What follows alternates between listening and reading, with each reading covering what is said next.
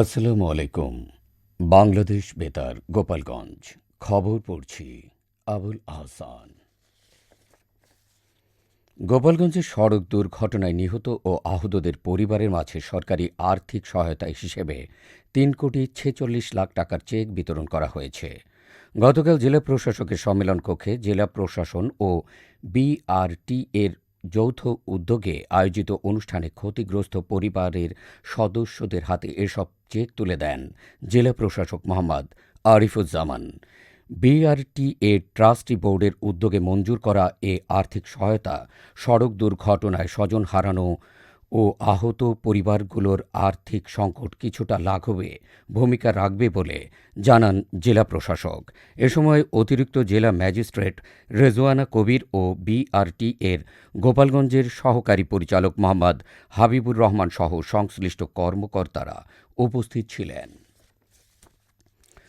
গোপালগঞ্জে জেলা অভিবাসন সমন্বয় কমিটির সভা অনুষ্ঠিত হয়েছে। গতকাল বিকেলে জেলা প্রশাসকের সম্মেলন কক্ষে অনুষ্ঠিত সভায় সভাপতিত্ব করেন অতিরিক্ত জেলা ম্যাজিস্ট্রেট রেজওয়ানা কবির। সভায় অতিরিক্ত পুলিশ সুপার মোহাম্মদ কাজী হুমায়ুন রশিদ, জেলা জনশক্তি ও কর্মসংস্থান ব্যুরোর সহকারী পরিচালক ষষ্ঠী পদ রায় সহ সংশ্লিষ্টরা এ সময় উপস্থিত ছিলেন। এ সময় বক্তারা বলেন, গোপালগঞ্জের বেকার যুবকদের বৈধ পথে বিদেশে কর্মসংস্থানের সুযোগ বাড়াতে সংশ্লিষ্ট সব পদক্ষেপকে আরও সক্রিয় করতে হবে। এতে বিদেশগামী কর্মীরা প্রতারণা ও ঝুঁকিপূর্ণ অভিবাসন থেকে সুরক্ষা পাওয়ার পাশাপাশি নিজেদের আর্থিক অবস্থার উন্নতি করতে পারবেন। একই সঙ্গে বৈধ পথে বিদেশে গিয়ে দেশে আরও বেশি রেমিটেন্স পাঠাতে যুবকদের উৎসাহিত করার উপর গুরুত্ব আরোপ করেন বক্তারা। গোপালগঞ্জে বাংলা কিউআরে লেনদেন করি, ক্যাশলেস বাংলাদেশ গড়ি, এই প্রতিপাদ্যকে সামনে রেখে রোড শো অনুষ্ঠিত হয়েছে। গতকাল সকালে অগ্রণী ব্যাংকের গোপালগঞ্জের বিভিন্ন শাখা ও আঞ্চলিক কার্যালয়ের উদ্যোগে এ রোড শো অনুষ্ঠিত হয়। রোড শোটি শহরের লঞ্চঘাট এলাকা থেকে শুরু হয়ে চৌরঙ্গি ও পৌর কাঁচাবাজার প্রদক্ষিণ করে পুনরায় লঞ্চঘাট অগ্রণী ব্যাংকের কার্যালয়ের সামনে গিয়ে শেষ হয়।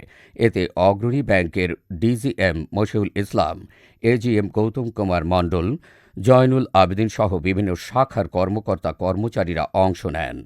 রোড শো এর মাধ্যমে ডিজিটাল লেনদেন, বিশেষ করে এক দেশ এক কিউআর ব্যবস্থায় লেনদেনের বিষয়ে জনসচেতনতা তৈরির বার্তা দেওয়া হয়।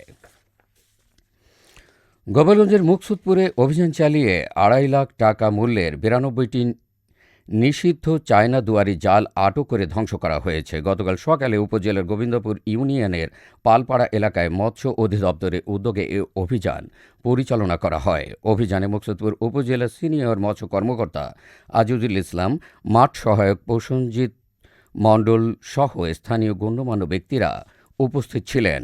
সিনিয়র মৎস্য কর্মকর্তা জানান, অবৈধভাবে ব্যবহারের জন্য রাখা ৯২টি চায়না দুয়ারি জাল আটক করা হয়। পরে জনসম্মুখে জালগুলো ধ্বংস করে দেওয়া হয়েছে। তিনি বলেন, নিষিদ্ধ এসব জাল ব্যবহারের ফলে মাছের পাশাপাশি বিভিন্ন জলজ প্রাণী ও বৈচিত্র্যের ক্ষতিগ্রস্ত হচ্ছে। অবৈধ জালের ব্যবহার বন্ধে এ ধরনের অভিযান অব্যাহত থাকবে বলেও জানান তিনি।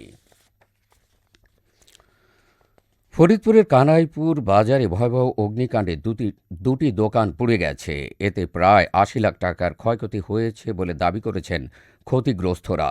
গতকাল সকাল 11:15টার দিকে কানাইপুর হাই স্কুল সংলগ্ন বাজারে কামরুল হাসানের লেপ-তোশকের দোকান থেকে আগুনের সূত্রপাত হয়। পরে আগুন পাশের একটি ফসলি বীজ ও কীটনাশকের দোকানে ছড়িয়ে পড়ে। খবর পেয়ে সদর ও মধুখালী ফায়ার সার্ভিসের সদস্যরা ঘটনাস্থলে পৌঁছে আগুন নিয়ন্ত্রণের কাজ শুরু করে। প্রায় ১ ঘণ্টা চেষ্টায় সকাল 12:15টার দিকে আগুন নিয়ন্ত্রণে আসে। প্রাথমিকভাবে বৈদ্যুতিক শর্ট সার্কিট থেকে আগুনের সূত্রপাত হয়েছে বলে ধারণা করা হচ্ছে। এ ঘটনায় কোনো হতাহতের খবর পাওয়া যায়নি। গোপালগঞ্জের মুকসুদপুরে এসএসসি পরীক্ষায় অকৃতকার্য হয়ে অভিবিশ্বাস নামে ১৭ বছর বয়সী এক শিক্ষার্থী আত্মহত্যা করেছে। গতকাল দুপুরে উপজেলার কাশিয়ানী ইউনিয়নের বেদগ্রামে এ ঘটনা ঘটে। নিহত অভিবিশ্বাস বেদগ্রাম উচ্চ বিদ্যালয় থেকে এবছর মানবিক বিভাগে এসএসসি পরীক্ষায় অংশ নিয়েছিল। পরিবার জানায়, সকালে এসএসসি পরীক্ষার ফল প্রকাশের পর অফিস জানতে পারে সে পরীক্ষায় অকৃতকার্য হয়েছে।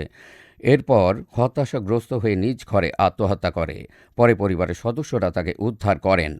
খবর পেয়ে মুকসুদপুর থানা পুলিশ ঘটনাস্থলে গিয়ে মরদেহের সুরতহাল প্রতিবেদন প্রস্তুত করেন। মুকসুদপুর থানার ওসি আবদুল্লাহ আল মামুন ঘটনার সত্যতা নিশ্চিত করে জানান, এ ঘটনায় আইনগত প্রক্রিয়া চলমান রয়েছে। সবশেষে আবহাওয়া।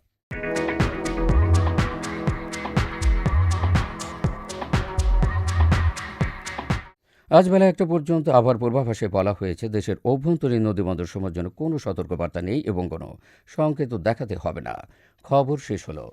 আমাদের পরবর্তী খবর প্রচারিত হবে সকাল ১০টা বেজে ৩০ মিনিটে বাংলায়।